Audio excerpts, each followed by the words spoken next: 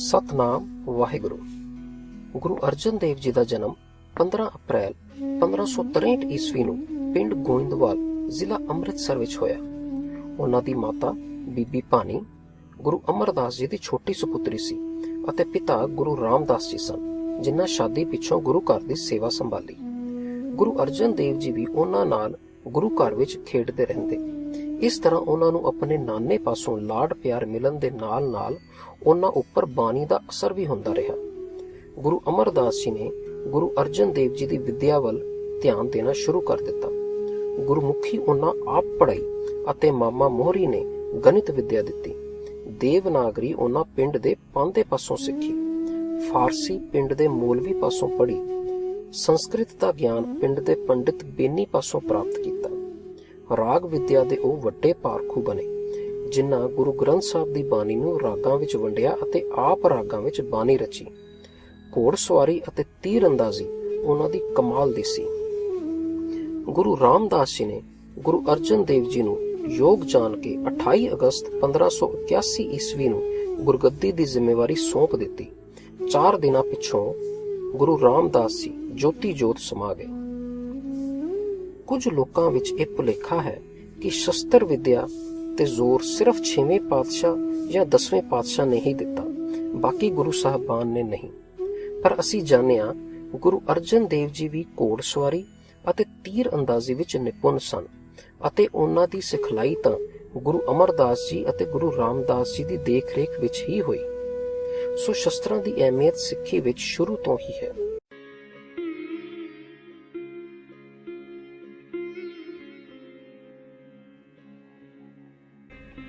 ਪ੍ਰਿਥੀ ਚੰਦ ਗੁਰੂ ਅਰਜਨ ਦੇਵ ਜੀ ਦੀ ਚੜ੍ਹਦੀ ਕਲਾ ਨੂੰ ਵੇਖ ਕੇ ਬਹੁਤ ਪਰੇਸ਼ਾਨ ਸੀ, ਕਿਉਂਕਿ ਉਹ ਤਾਂ ਆਪ ਗੁਰੂ ਬਣਨਾ ਚਾਹੁੰਦਾ ਸੀ। ਉਸਨੇ ਸੋਚਿਆ ਕਿ ਜੇ ਗੁਰੂ ਦਰਬਾਰ ਨੂੰ ਆਰਥਕ ਪੱਖੋਂ ਸੱਟ ਮਾਰੀ ਜਾਵੇ ਤਾਂ ਗੁਰੂ ਅਰਜਨ ਦੇਵ ਜੀ ਘਬਰਾ ਜਾਣਗੇ ਅਤੇ ਉਹ ਆਪਣੇ ਹਮਾਇਤੀ ਮਸੰਦਾਂ ਦੀ ਸਹਾਇਤਾ ਨਾਲ ਗੁਰਗੱਦੀ ਤੇ ਕਬਜ਼ਾ ਕਰ ਲਵੇਗਾ। ਉਸਨੇ ਸ਼ਹਿਰ ਦੀ ਚੁੰਗੀ ਦੀ ਆਮਦਨ ਆਪਣੇ ਕਬਜ਼ੇ ਵਿੱਚ ਕਰਨੀ ਆਰੰਭ ਕਰ ਦਿੱਤੀ। ਉਧਰ ਪ੍ਰਿਥੀ ਚੰਦ ਦੇ ਮਸੰਦ ਸ਼ਹਿਰ ਦੇ ਬਾਹਰ ਹੀ ਡੇਰਾ ਲਾ ਲੈਂਦੇ ਅਤੇ ਆਉਣ ਵਾਲੀਆਂ ਸੰਗਤਾਂ ਤੋਂ ਕਾਰ ਭੇਟਾ ਲੈ ਕੇ ਪ੍ਰਿਥੀ ਚੰਦ ਦੇ ਡੇਰੇ ਪਹੁੰਚਾ ਦਿੰਦੇ। ਸੰਗਤਾਂ ਗੁਰੂ ਦਰਬਾਰ ਵਿੱਚ ਪੁੱਜ ਜਾਂਦੀਆਂ ਤੇ ਉੱਥੇ ਲੰਗਰ ਛਕਦੀਆਂ। ਗੁਰੂ ਘਰ ਦੀ ਆਮਦਨ ਘਟਦੀ ਲਗਭਗ ਬੰਦ ਹੋ ਗਈ ਤੇ ਖਰਚ ਉਵੇਂ ਹੀ ਜਾਰੀ ਰਹੇ। ਇੰਜ ਗੁਰੂ ਘਰ ਦੀ ਆਰਥਕਤਾ ਨੂੰ ਕਰਾਰੀ ਸੱਟ ਵੱਜੀ। ਹੌਲੀ ਲੰਗਰ ਮਸਤਾਨਾ ਹੋ ਗਿਆ। ਕਈ ਵਾਰ ਲੰਗਰ ਇੱਕ ਡੰਗ ਹੀ ਛਕਾਇਆ ਜਾਂਦਾ। ਲੰਗਰ ਨੂੰ ਚੱਲਦਾ ਰੱਖਣ ਲਈ ਗੁਰੂ ਜੀ ਨੇ ਪਹਿਲਾਂ ਆਪਣੀ ਪਤਨੀ ਗੰਗਾ ਦੇਵੀ ਜੀ ਦੇ ਜ਼ੇਵਰ ਵੇਚੇ, ਫਿਰ ਘਰ ਦਾ ਸਮਾਨ, ਅਤੇ ਆਪ ਜੀ ਨੇ ਗੋਇੰਦਵਾਲ ਤੋਂ ਬਾਬਾ ਮੋਹਨ ਜੀ ਅਤੇ ਮੋਹਰੀ ਜੀ ਤੋਂ ਕੁਝ ਮਾਇਆ ਵੀ ਮੰਗਵਾਈ। ਰੋਜ਼ਾਨਾ ਖਰਚੇ ਇਸ ਨਾਲ ਭਲਾ ਕਿੱਥੇ ਚੱਲਣੇ ਸਨ। ਸ਼ਹਿਰ ਦੀ ਉਸਾਰੀ ਵੀ ਰੁਕ ਗਈ। ਭਾਈ ਬਲਵੰਡ ਤੇ ਭਾਈ ਸੱਤਾ ਦੋਵੇਂ ਭਰਾ ਗੁਰੂ ਅਰਜਨ ਦੇਵ ਜੀ ਦੇ ਦਰਬਾਰ ਵਿੱਚ ਕੀਰਤਨ ਕਰਿਆ ਕਰਦੇ ਸਨ। ਕੀਰਤਨ ਹੀ ਇਹਨਾਂ ਦੀ ਰੋਜ਼ੀ ਰੋਟੀ ਦਾ ਵਸੀਲਾ ਸੀ। ਸੱਤੇ ਦੀ ਲੜਕੀ ਦੇ ਵਿਆਹ ਦਾ ਸਮਾਂ ਆ ਗਿਆ। ਉਸਨੇ ਗੁਰੂ ਜੀ ਕੋਲੋਂ ਵਿਆਹ ਲਈ ਕਾਫੀ ਤਕੜੀ ਮਾਇਆ ਮੰਗੀ। ਗੁਰੂ ਜੀ ਨੇ ਉਸਨੂੰ ਸਮਝਾਇਆ ਕਿ ਗੁਰੂ ਘਰ ਦੀ ਆਰਥਕ ਹਾਲਤ ਚੰਗੀ ਨਹੀਂ, ਲੰਗਰ ਤੱਕ ਚਲਾਉਣਾ ਵੀ ਮੁਸ਼ਕਲ ਹੈ, ਜਿਸ ਲਈ ਆਪ ਮੂੰਹ ਮੰਗੀ ਮਾਇਆ ਤਾਂ ਦੇ ਨਹੀਂ ਸਕਦੇ, ਥੋੜੀ ਬਹੁਤ ਸਹਾਇਤਾ ਜ਼ਰੂਰ ਕਰ ਸਕਦੇ ਹਨ।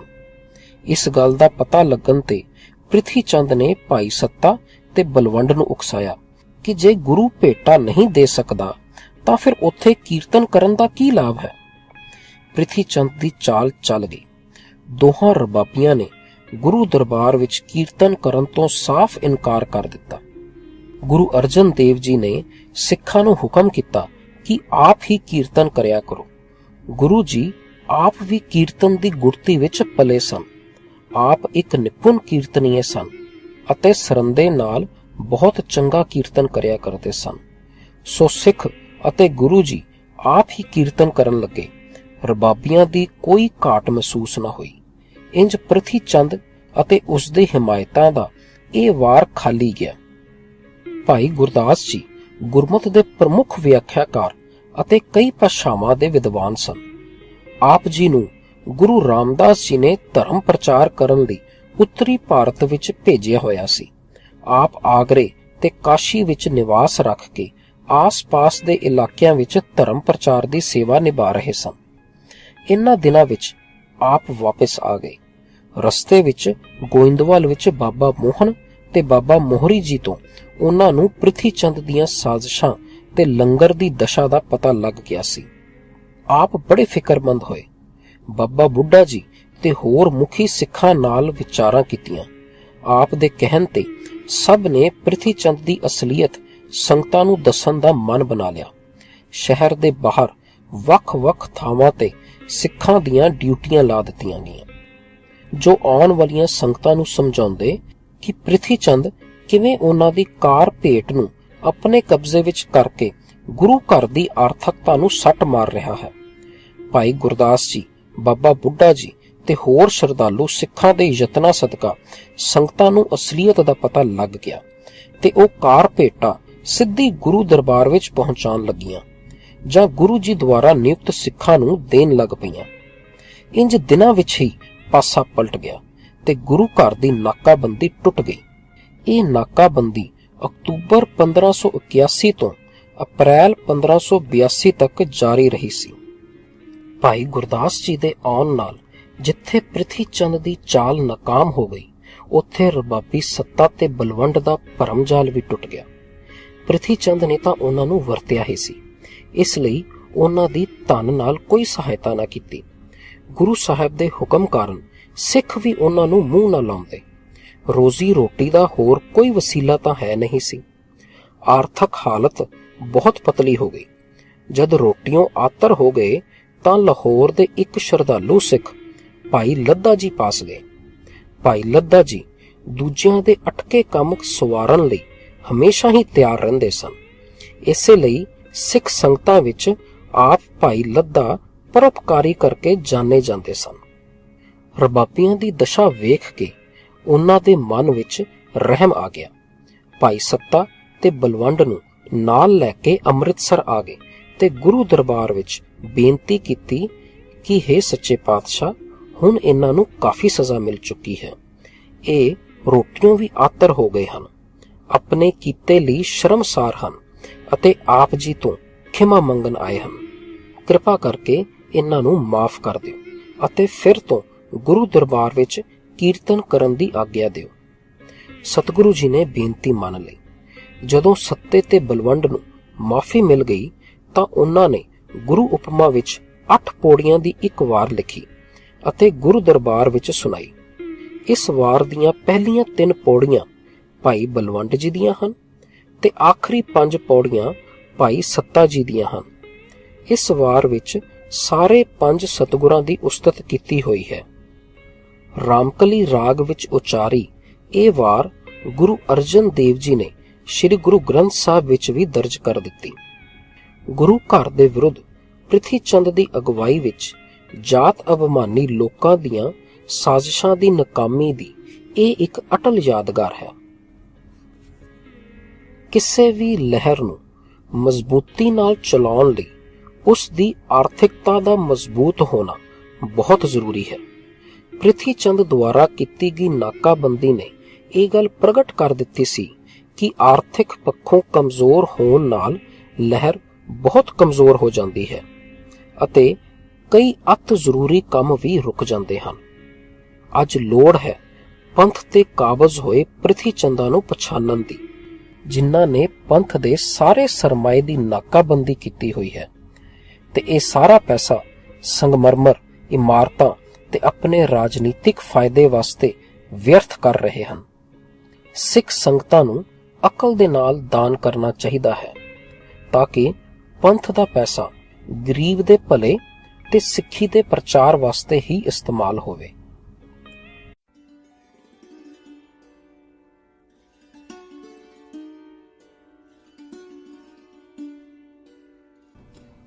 ਗੁਰੂ ਨਾਨਕ ਸਾਹਿਬ ਦੁਆਰਾ ਚਲਾਈ ਗਈ ਲਹਿਰ ਤਾਂ ਮਨੁੱਖ ਨੂੰ ਉਸ ਦੇ ਜੀਵਨ ਦੇ ਧਾਰਮਿਕ, ਸਮਾਜਿਕ, ਆਰਥਿਕ ਤੇ ਰਾਜਨੀਤਿਕ ਸਭ ਖੇਤਰਾਂ ਵਿੱਚ ਅਗਵਾਈ ਦਿੰਦੀ ਆ ਰਹੀ ਸੀ ਤੇ ਇਹ ਅਗਵਾਈ ਜਾਰੀ ਵੀ ਰਹਿਣੀ ਸੀ।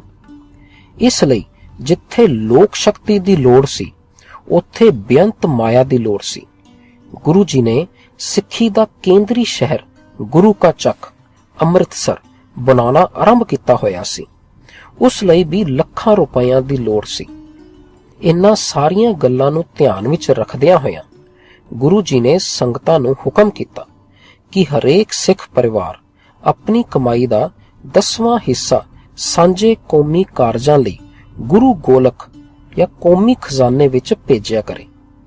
ਇਸ ਨੂੰ 10 ਵੰਦ ਦਾ ਨਾਮ ਦਿੱਤਾ ਗਿਆ। ਇਹ ਮਾਇਆ ਮਸੰਦਾਂ ਰਾਹੀਂ ਵੀ ਭੇਜੀ ਜਾ ਸਕਦੀ ਸੀ, ਜਿਹੜੇ ਕਿ ਇਸੇ ਕੰਮ ਲਈ ਗੁਰੂ ਰਾਮਦਾਸ ਜੀ ਨੇ ਨਿਯੁਕਤ ਕੀਤੇ ਸਨ। ਕਈ ਮਸੰਦ ਲਾਲਚੀ ਬਿਰਤੀ ਵਾਲੇ ਹੋ ਗਏ ਸਨ ਤੇ ਕਈ ਪ੍ਰਿਥੀ ਚੰਦ ਦੀਆਂ ਸਾਜ਼ਿਸ਼ਾਂ ਵਿੱਚ ਸ਼ਾਮਿਲ ਹੋਣ ਕਰਕੇ ਆਪਣਾ ਭਰੋਸਾ ਗਵਾ ਚੁੱਕੇ ਸਨ। ਸੋ ਗੁਰੂ ਜੀ ਨੇ ਕਈ ਨਵੇਂ ਮਸੰਦ ਥਾਪੇ ਅਤੇ ਨਾਲ ਇਹ ਵੀ ਆਦੇਸ਼ ਦਿੱਤਾ ਕਿ ਹਰੇਕ ਮਸੰਦ ਇਕੱਤਰ ਕੀਤੇ 10 ਵੰਦ ਦਾ ਲਿਖਤੀ ਹਿਸਾਬ ਵੀ ਰੱਖਿਆ ਕਰੇ। ਇਸ ਤਰ੍ਹਾਂ 10 ਵੰਦ ਭੇਜਣ ਵਾਲੇ ਸਿੱਖ ਆਪਣੀ ਦਿੱਤੀ ਰਕਮ ਆਪਣੇ ਸਾਹਮਣੇ ਹੀ ਵਹੀ ਵਿੱਚ ਦਰਜ ਕਰਾ ਦਿੰਦੇ ਸਨ ਅਤੇ ਉਹ ਵਹੀ ਸਤਿਗੁਰੂ ਜੀ ਦੇ ਸਾਹਮਣੇ ਪੇਸ਼ ਕੀਤੀ ਜਾਂਦੀ ਸੀ। ਉਗਰਾਹੀ ਗੁਰੂ ਦਰਬਾਰ ਵਿੱਚ ਲਿਆਉਣ ਦਾ ਇੱਕ ਹੋਰ ਨਿਯਮ ਵੀ ਬੰਨ੍ਹ ਦਿੱਤਾ ਗਿਆ। ਆਮ ਤੌਰ ਤੇ ਮਸੰਦ ਵਿਸਾਖੀ ਦੇ ਮੌਕੇ ਤੇ ਗੁਰੂ ਕੇ ਚੱਕ ਆਉਂਦੇ ਸਨ। ਉਦੋਂ ਨਾਲ ਇਲਾਕੇ ਦੇ ਸ਼ਰਧਾਲੂ ਸਿੱਖ ਵੀ ਆਉਂਦੇ ਸਨ। ਉਹਨਾਂ ਦੇ ਸਾਹਮਣੇ ਹੀ ਉਗਰਾਹੀ ਦੀ ਰਕਮ ਕੌਮੀ ਖਜ਼ਾਨੇ ਵਿੱਚ ਜਮ੍ਹਾਂ ਕੀਤੀ ਜਾਂਦੀ ਸੀ। ਸਿੱਖ ਸੰਗਤਾਂ ਆਪ ਵੀ ਸਮੇਂ-ਸਮੇਂ 10 ਵੰਦ ਕੌਮੀ ਖਜ਼ਾਨੇ ਵਿੱਚ ਜਮ੍ਹਾਂ ਕਰ ਦਿੰਦੀਆਂ ਸਨ। 10 ਵੰਦ ਦੀ ਪ੍ਰਥਾ ਕਾਰਨ ਕੁਝ ਹੀ ਸਮੇਂ ਵਿੱਚ ਸਿੱਖ ਲਹਿਰ ਮੁੜ ਪੱਕੇ ਪੈਰਾਂ ਤੇ ਖੜੇ ਹੋ ਗਈ। ਇਸ ਦੇ ਨਾਲ-ਨਾਲ ਗੁਰੂ ਜੀ ਨੇ ਸਿੱਖਾਂ ਨੂੰ ਵਪਾਰ ਕਰਨ ਦੀ ਪ੍ਰੇਰਣਾ ਵੀ ਦਿੱਤੀ। ਗੁਰੂ ਰਾਮਦਾਸ ਜੀ ਨੇ 52 ਵੱਖ-ਵੱਖ ਕਿੱਤਿਆਂ ਦੇ ਲੋਕਾਂ ਨੂੰ ਗੁਰੂ ਕੇ ਚੱਕ ਵਿੱਚ ਵਸਾਇਆ ਸੀ, ਤਾਂ ਜੋ ਸ਼ਹਿਰ ਨੂੰ ਉਦਯੋਗਿਕ ਨਗਰੀ ਦੇ ਰੂਪ ਵਿੱਚ ਵਿਕਸਿਤ ਕੀਤਾ ਜਾ ਸਕੇ ਅਤੇ ਸਿੱਖ ਆਰਥਿਕ ਪੱਖੋਂ ਵੀ ਖੁਸ਼ਹਾਲ ਹੋਣ। 5ਵੇਂ ਸਤਿਗੁਰੂ ਗੁਰੂ ਅਰਜਨ ਦੇਵ ਜੀ ਨੇ ਸਿੱਖਾਂ ਨੂੰ ਪੰਜਾਬ ਤੋਂ ਬਾਹਰ ਜਾ ਕੇ ਵਪਾਰ ਕਰਨ ਦੀ ਪ੍ਰੇਰਣਾ ਦਿੱਤੀ। ਸਿੱਖ ਦੂਰ-ਦੂਰ ਦੇ ਪ੍ਰਾਂਤਾਂ ਤੱਕ ਵਣਜ ਵਪਾਰ ਲਈ ਜਾਣ ਲੱਗੇ। ਗੁਰੂ ਜੀ ਦੀ ਪ੍ਰੇਰਣਾ ਤੇ ਸਿੱਖ ਘੋੜਿਆਂ ਦੇ ਵਪਾਰ ਲਈ ਕਾਬਲ ਅਤੇ ਕਾਬਲ ਤੋਂ ਵੀ ਪਰੇ ਬਲਖ ਬੁਖਾਰੇ ਤੱਕ ਜਾਣ ਲੱਗੇ। ਉਹਨਾਂ ਇਲਾਕਿਆਂ ਵਿੱਚ ਕਈ ਸਿੱਖਾਂ ਨੇ ਆਪਣੀ ਪੱਕੀ ਰਿਹਾਇਸ਼ ਵੀ ਬਣਾ ਲਈ। ਉਹਨਾਂ ਸਿੱਖਾਂ ਕਰਕੇ ਉੱਥੇ ਸਿੱਖ ਧਰਮ ਵੀ ਫੈਲਦਾ ਗਿਆ। ਘੋੜਿਆਂ ਦੇ ਵਪਾਰ ਨੇ ਜਿੱਥੇ ਸਿੱਖਾਂ ਦੀ ਆਰਥਿਕਤਾ ਨੂੰ ਸੁਧਾਰਿਆ, ਉੱਥੇ ਉਹ ਚੰਗੇ ਘੋੜਸਵਾਰ ਵੀ ਬਣ ਗਏ। ਅਸੀਂ ਸਮਝਿਆ ਕਿ ਸਿੱਖ ਕੌਮ ਦੀ ਆਰਥਿਕਤਾ ਦੀ ਮਜ਼ਬੂਤੀ ਲਈ ਜਿੱਥੇ ਦਸਵੰਧ ਸ਼ੁਰੂ ਕੀਤਾ, ਉੱਥੇ ਹੀ ਸਿੱਖਾਂ ਵਿੱਚ ਵਪਾਰ ਨੂੰ ਵੀ ਉਤਸ਼ਾਹਿਤ ਕੀਤਾ। ਇਹੀ ਕਾਰਨ ਹੈ ਕਿ ਅੱਜ ਸਿੱਖ ਦੁਨੀਆ ਦੇ ਹਰ ਦੇਸ਼ ਵਿੱਚ ਅਤੇ ਹਰ ਖੇਤਰ ਵਿੱਚ ਸਫਲ ਸਾਬਤ ਹੋਏ ਹਨ। ਪਰ ਹਰ ਸਿੱਖ ਦਾ ਇਹ ਫਰਜ਼ ਬਣਦਾ ਹੈ ਕਿ ਦਸਵੰਧ ਕੇਵਲ ਉੱਥੇ ਦੇਵੇ ਜਿੱਥੇ ਉਸ ਦਾ ਪੈਸਾ ਕੌਮੀ ਕਾਰਜਾਂ ਵਾਸਤੇ ਖਰਚ ਹੋਵੇ।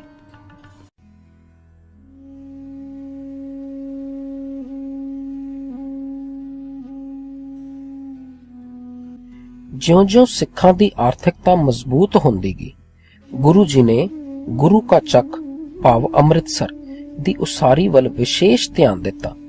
ਸਭ ਤੋਂ ਪਹਿਲਾਂ ਤਾਲ ਸੰਤੋਖਸਰ ਨੂੰ ਸੰਪੂਰਨ ਕੀਤਾ ਗਿਆ। ਇਸ ਦੇ ਮਗਰੋਂ ਤਾਲ ਅੰਮ੍ਰਿਤਸਰ ਸਨ 1588 ਵਿੱਚ ਮੁਕੰਮਲ ਕੀਤਾ। ਨਗਰ ਦੀ ਆਬਾਦੀ ਦਿਨੋਂ ਦਿਨ ਵੱਧ ਰਹੀ ਸੀ। ਨਵੀਆਂ ਇਮਾਰਤਾਂ ਬਣਾਈਆਂ ਗਈਆਂ, ਹੋਰ ਅਧੂਰੇ ਪਏ ਕੰਮ ਪੂਰੇ ਕੀਤੇ ਗਏ। ਅੰਮ੍ਰਿਤਸਰ ਸਰੋਵਰ ਦੇ ਨਾਮ ਉੱਤੇ ਸ਼ਹਿਰ ਦਾ ਨਾਮ ਵੀ ਅੰਮ੍ਰਿਤਸਰ ਪੈ ਗਿਆ। ਗੁਰੂ ਰਾਮਦਾਸ ਜੀ ਦੀ ਵਿਉਂਤ ਸੀ ਕਿ ਅੰਮ੍ਰਿਤਸਰ ਸਰੋਵਰ ਦੇ ਵਿਚਕਾਰ ਧਰਮ ਅਸਥਾਨ ਵੀ ਬਣਾਇਆ ਜਾਵੇ। ਇਸ ਯੋਜਨਾ ਦੇ ਅਧੀਨ 5ਵੇਂ ਪਾਤਸ਼ਾਹ ਨੇ ਅਕਤੂਬਰ ਸਨ 1588 ਵਿੱਚ ਅੰਮ੍ਰਿਤਸਰ ਸਰੋਵਰ ਦੇ ਵਿਚਕਾਰ ਇੱਕ ਨਵੇਂ ਧਰਮ ਮੰਦਰ ਦੀ ਨੀਂਹ ਰੱਖੀ, ਜਿਸ ਦਾ ਨਾਮ ਹਰੀ ਮੰਦਰ ਰੱਖਿਆ ਗਿਆ। ਹਰੀ ਮੰਦਰ ਦੀ ਨੀਂਹ ਗੁਰੂ ਜੀ ਨੇ ਲਾਹੌਰ ਨਿਵਾਸੀ ਸਾਈਂ ਮੀਆਂ ਮੀਰ ਜੀ ਪਾਸੋਂ ਰਖਵਾਈ। ਸਾਈਂ ਮੀਆਂ ਮੀਰ ਜੀ ਪ੍ਰਭੂ ਦੀ ਬੰਦਗੀ ਕਰਨ ਵਾਲੇ ਮਹਾਪੁਰਖ ਸਨ। ਸਾਈਂ ਮੀਆਂ ਮੀਰ ਜੀ ਦਾ ਅਸਲੀ ਨਾਮ ਸ਼ੇਖ ਮੁਹੰਮਦ ਮੀਰ ਸ਼ਾਹ ਸੀ। ਆਪ ਖਲੀਫਾ ਉਮਰ ਦੀ ਬੰਸ ਵਿੱਚੋਂ ਸਨ। ਆਪ ਦਾ ਜਨਮ ਸੀਸਤਾਨ ਵਿੱਚ ਸਨ 1550 ਵਿੱਚ ਹੋਇਆ ਸੀ। ਉਮਰ ਦਾ ਵਧੇਰੇ ਹਿੱਸਾ ਆਪ ਜੀ ਨੇ ਲਾਹੌਰ ਵਿੱਚ ਗੁਜ਼ਾਰਿਆ। ਇੱਥੇ ਹੀ ਆਪ 11 ਅਗਸਤ ਸਨ 1635 ਨੂੰ ਅੱਲਾ ਨੂੰ ਪਿਆਰੇ ਹੋ ਗਏ। ਆਪ ਦੀ ਕਬਰ ਲਾਹੌਰ ਦੇ ਕੋਲ ਹਾਸ਼ਮਪੁਰੇ ਵਿੱਚ ਹੈ। ਸਨ 1590 ਵਿੱਚ ਹਰਮੰਦਰ ਸਾਹਿਬ ਦੀ ਇਮਾਰਤ ਮੁਕੰਮਲ ਹੋ ਗਈ। ਇਹ ਹਰਮੰਦਰ ਸਮਾਂ ਪਾ ਕੇ ਸਿੱਖਾਂ ਦੇ ਕੇਂਦਰੀ ਧਰਮ ਮੰਦਰ ਵਜੋਂ ਪ੍ਰਸਿੱਧ ਹੋਇਆ ਅਤੇ ਸਿੱਖਾਂ ਦਾ ਮੱਕਾ ਕਰਕੇ ਜਾਣਿਆ ਜਾਣ ਲੱਗ ਪਿਆ। ਅੰਮ੍ਰਿਤਸਰ ਸ਼ਹਿਰ ਦਾ ਵਸਣਾ ਤੇ ਇਸ ਦੇ ਵਿੱਚ ਸਿੱਖਾਂ ਦੇ ਕੇਂਦਰੀ ਧਰਮ ਸਥਾਨ ਸ਼੍ਰੀ ਹਰਮੰਦਰ ਸਾਹਿਬ ਉਸਾਰਿਆ ਜਾਣਾ ਅਤੇ 6ਵੇਂ ਪਾਤਸ਼ਾਹ ਸ਼੍ਰੀ ਗੁਰੂ ਹਰਗੋਬਿੰਦ ਸਾਹਿਬ ਜੀ ਦੇ ਸਮੇਂ ਇਸ ਦੇ ਐਨ ਸਾਹਮਣੇ ਸ਼੍ਰੀ ਅਕਾਲ ਤਖਤ ਸਾਹਿਬ ਜੀ ਦੀ ਉਸਾਰੀ ਹੋਣਾ ਇਸ ਨਗਰ ਦੀ ਕੌਮੀ ਤੇ ਅੰਤਰਰਾਸ਼ਟਰੀ ਪ੍ਰਸਿੱਧੀ ਦਾ ਕਾਰਨ ਬਣਿਆ। ਇਹ ਨਗਰ ਇੱਕ ਕਿਸਮ ਦੀ ਸਿੱਖ ਰਾਜਧਾਨੀ ਬਣ ਗਿਆ। ਹਰਮੰਦਰ ਸਾਹਿਬ ਦੀ ਉਸਾਰੀ ਸਿੱਖ ਇਤਿਹਾਸ ਦਾ ਬੜਾ ਅਹਿਮ ਮੁਕਾਮ ਸੀ।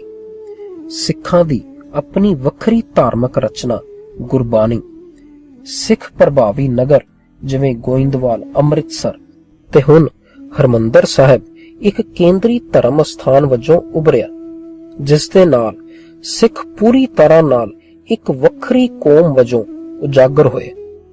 ਪਰ ਬੜੇ ਅਫਸੋਸ ਦੀ ਗੱਲ ਹੈ ਕਿ ਭਾਰਤ ਦਾ ਸੰਵਿਧਾਨ ਆਰਟੀਕਲ 25 ਵੀ ਅੱਜ ਵੀ ਸਿੱਖਾਂ ਨੂੰ ਹਿੰਦੂ ਧਰਮ ਦਾ ਅੰਗ ਗਰਦਾਨਦਾ ਹੈ।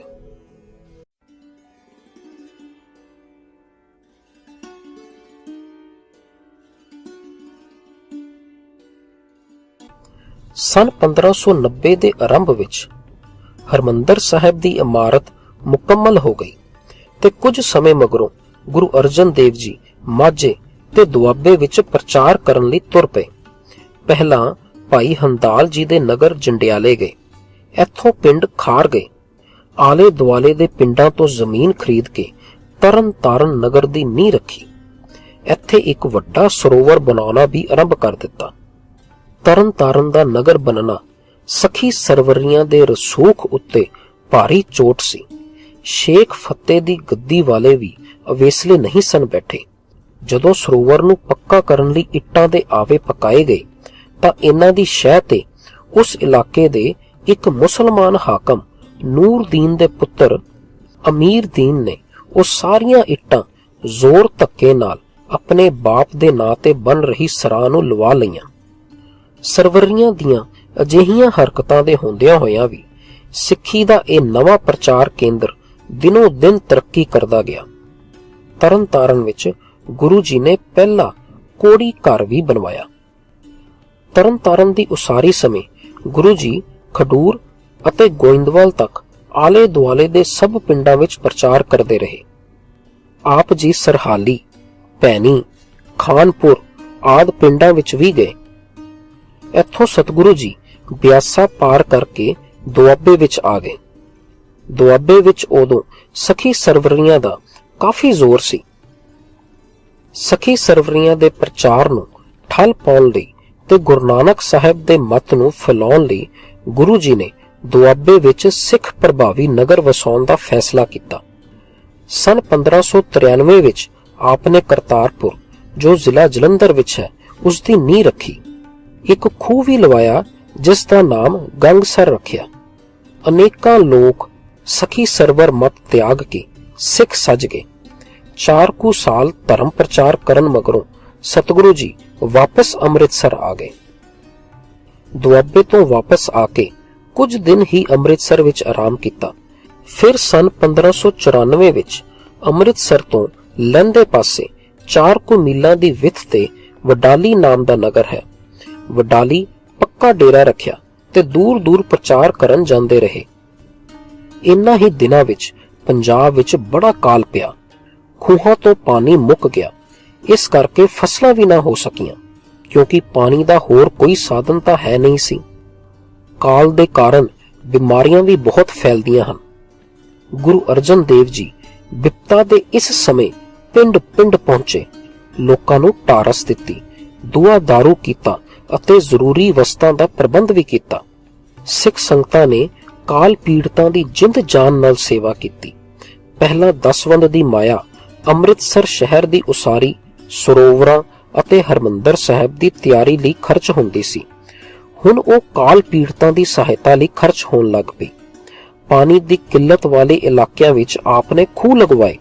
ਹਾਲਾਤ ਨੂੰ ਧਿਆਨ ਵਿੱਚ ਰੱਖ ਕੇ ਆਪਨੇ 1 ਹਰਟੇ ਖੂਹਾਂ ਦੀ ਥਾਂ ਉੱਤੇ 2 ਹਰਟੇ 4 ਹਰਟੇ ਖੂਹ ਵਧੇਰੇ ਲਗਵਾਏ, ਤਾਂ ਕਿ ਇੱਕ ਖੂਹ ਤੋਂ 2-2 4-4 ਖੂਹਾਂ ਦਾ ਕੰਮ ਲਿਆ ਜਾ ਸਕੇ। ਵਡਾਲੀ ਤੋਂ ਲਹਿੰਦੇ ਪਾਸੇ ਆਪ ਜੀ ਨੇ 6 ਹੱਟਾਂ ਵਾਲਾ ਖੂਹ ਲਗਵਾਇਆ। ਉਹ ਖੂਹ ਅੱਜ ਵੀ ਕਾਇਮ ਹੈ ਤੇ ਉੱਥੇ ਗੁਰਦੁਆਰਾ ਛੇਹੱਟਾ ਸਾਹਿਬ ਹੈ। 3 ਸਾਲਾਂ ਦਾ ਚੱਕਰ ਲਗਾ ਕੇ ਗੁਰੂ ਜੀ ਅੰਮ੍ਰਿਤਸਰ ਵਾਪਸ ਆ ਗਏ। ਅਸੀਂ ਜਾਣਿਆ ਗੁਰੂ ਸਾਹਿਬ ਨੇ ਜਿੰਨੇ ਵੀ ਨਵੇਂ ਨਗਰ ਵਸਾਏ, ਉਸ ਦੇ ਵਿੱਚ ਆਮ ਲੋਕਾਈ ਦਾ ਜੀਵਨ ਪੱਧਰ ਉੱਚਾ ਚੁੱਕਣ ਵਾਸਤੇ ਖਾਸ ਧਿਆਨ ਦਿੱਤਾ। ਜਿਵੇਂ ਸਿਹਤ ਸਹੂਲਤਾਂ ਵਾਸਤੇ ਦਵਾਖਾਨੇ, ਕੋੜੀਖਾਨੇ, ਪਾਣੀ ਦੀ ਜ਼ਰੂਰਤ ਵਾਸਤੇ ਤਲਾਅ ਜਾਂ ਖੂਹ ਲਗਵਾਉਣੇ, ਆਰਥਿਕ ਤਰੱਕੀ ਵਾਸਤੇ ਵਪਾਰ ਨੂੰ ਉਤਸ਼ਾਹਿਤ ਕਰਨਾ। ਪਰ ਅੱਜ ਸਰਕਾਰਾਂ ਡਿਵੈਲਪਮੈਂਟ ਦੇ ਨਾਂ ਦੇ ਥੱਲੇ ਸਸਤੀਆਂ ਜ਼ਮੀਨਾਂ ਲੈ ਕੇ ਮਹਿੰਗੇ ਭਾਅ ਵੇਚਦੀਆਂ ਨੇ ਤੇ ਕੇਵਲ ਉੱਚੀ ਇਮਾਰਤਾਂ, ਮਲਟੀ ਸਟੋਰੀ ਬਿਲਡਿੰਗ ਬਣਾ ਕੇ ਮੁਨਾਫਾ ਕਮਾਉਣ ਵੱਲ ਧਿਆਨ ਦਿੰਦੀਆਂ ਨੇ। ਤਰੱਕੀ ਕੇਵਲ ਉਸੇ ਨੂੰ ਹੀ ਕਿਹਾ ਜਾ ਸਕਦਾ ਹੈ ਜੋ ਸਮਾਜ ਦੇ ਨੀਵੇਂ ਤਬਕੇ ਦਾ ਜੀਵਨ ਸਤਰ ਉੱਚਾ ਚੁੱਕ ਸਕੇ। ਭਾਈ ਮੰਝ ਦਾ ਅਸਲੀ ਨਾਂ ਤੀਰਥਾ ਸੀ। ਉਸ ਦਾ ਗੋਤ ਮੰਝ ਹੋਣ ਕਾਰਨ ਉਸ ਦਾ ਨਾਂ ਮੰਝ ਪ੍ਰਸਿੱਧ ਹੋ ਗਿਆ। ਉਹ ਜ਼ਿਲ੍ਹਾ ਹੁਸ਼ਿਆਰਪੁਰ ਪਿੰਡ ਕੰਗਮਾਈ ਦਾ ਬਹੁਤ ਵੱਡਾ ਜ਼ਿਮੀਂਦਾਰ ਸੀ। ਸਖੀ ਸਰਵਰ ਦਾ ਸੇਵਕ ਹੋਣ ਕਾਰਨ ਉਸ ਨੇ ਆਪਣੇ ਲਾਗੇ ਦੇ ਪਿੰਡਾਂ ਵਿੱਚ ਪੀਰਖਾਨੇ ਬਣਵਾਏ ਹੋਏ ਸਨ। 1585 ਈਸਵੀ ਵਿੱਚ ਉਹ ਨਗਾਹੇ ਦੇ ਪੀਰਖਾਨੇ ਦੀ ਫੇਰੀ ਤੋਂ ਵਾਪਸ ਆਉਂਦਾ ਹੋਇਆ ਗੁਰੂ ਅਰਜਨ ਦੇਵ ਜੀ ਦੇ ਦਰਸ਼ਨਾਂ ਲਈ ਅੰਮ੍ਰਿਤਸਰ ਰੁਕਿਆ।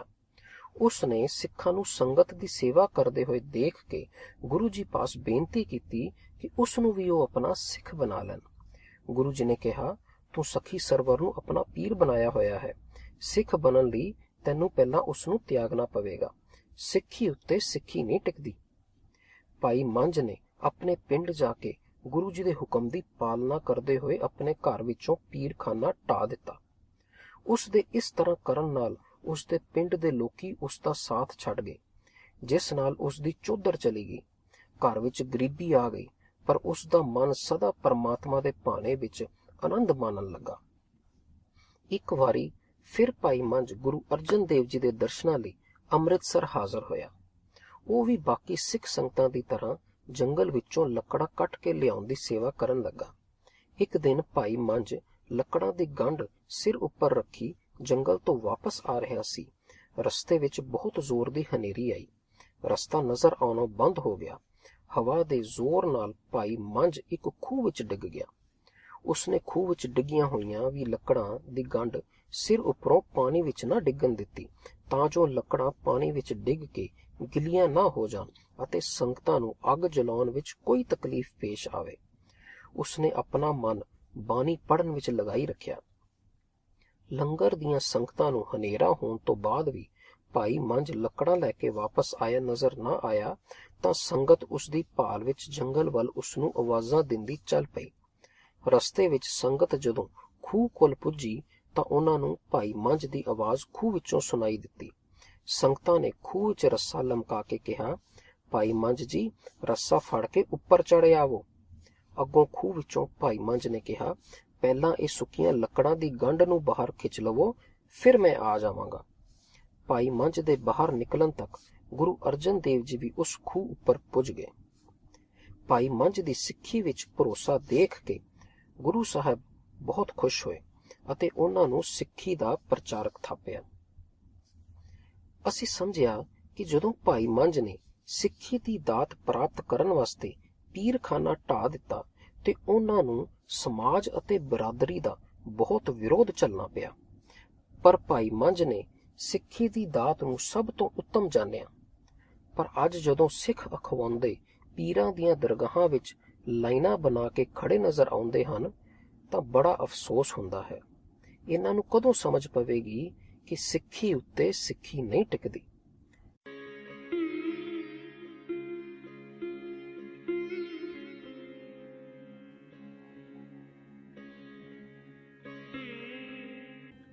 ਭਾਈ ਬਾਲਾ ਅਤੇ ਭਾਈ ਕ੍ਰਿਸ਼ਨ ਦੋ ਸਿੱਖ ਬੜੇ ਵਿਦਵਾਨ ਅਤੇ ਕਥਾਕਾਰ ਸਨ।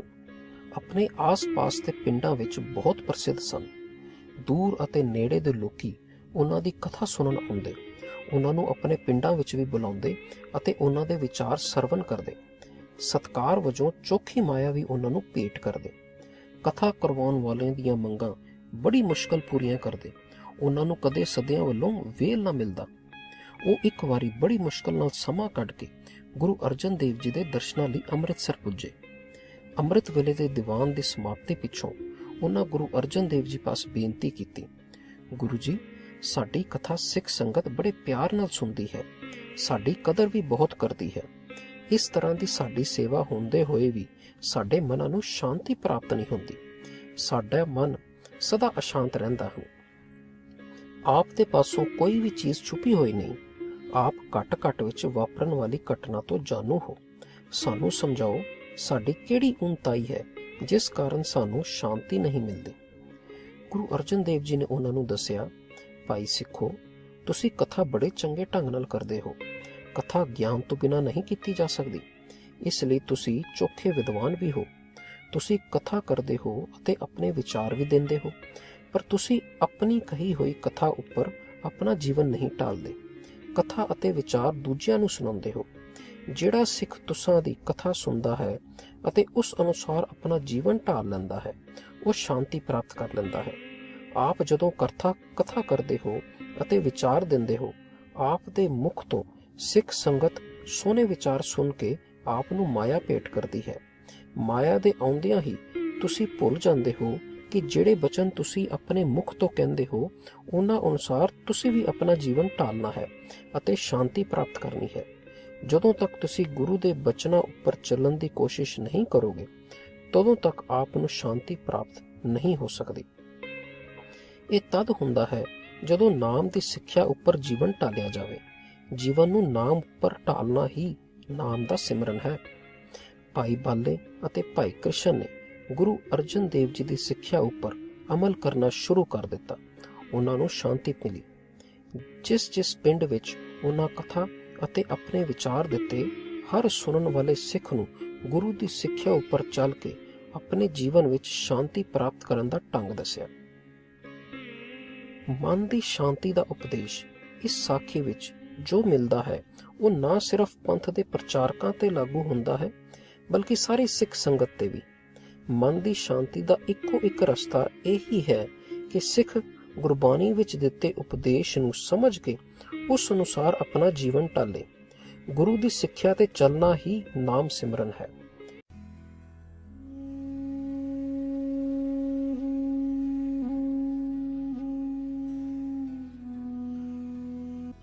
ਅਕਬਰ ਬਾਦਸ਼ਾਹ ਨੇ 1586 ਈਸਵੀ ਤੋਂ 1598 ਈਸਵੀ ਤੱਕ ਆਪਣੀ ਰਾਜਧਾਨੀ ਆਗਰੇ ਦੀ ਥਾਂ ਲਾਹੌਰ ਰੱਖੀ।